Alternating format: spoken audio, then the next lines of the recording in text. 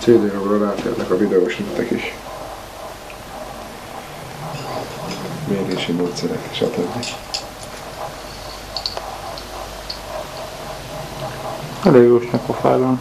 Azt kap be.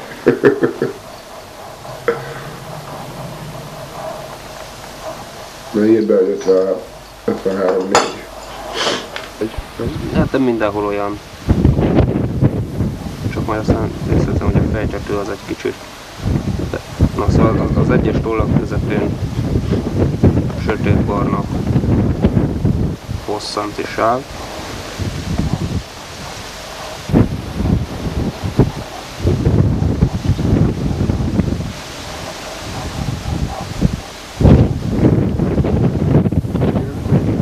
Kantár.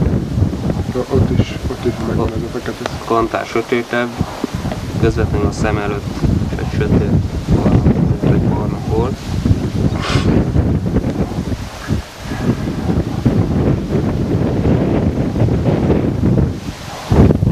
Valamivel világosabb szemöldöksáv. Szemöldöksáv.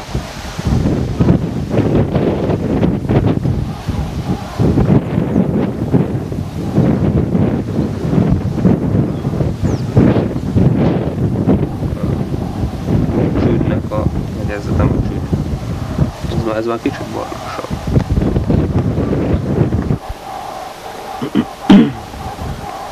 Karfedők. Nem annyira, látod a háttollai. Hát igen, vannak inkább szürkés barna, sötét szürkés barna, vagy ezeket nem feketés. De az oldalsó... Tartsátok úgy, hogy a méretbeli differencia látszódjon jól.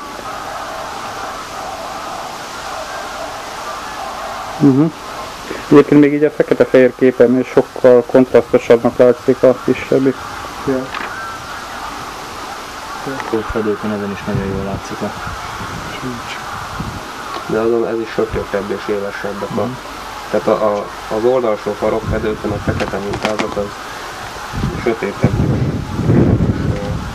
kontrasztosabb, mint ennél kicsit halványabb szinte, mint annak.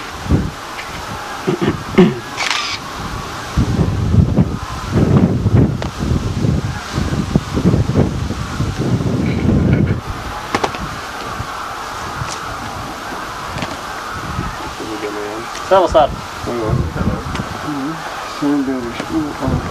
Ja, most itt a videónak állítunk be. Lábszint mutassuk. Lábszint mutassuk. Igen, rajzolódott. Így van a szem. Azokban nem szokott different.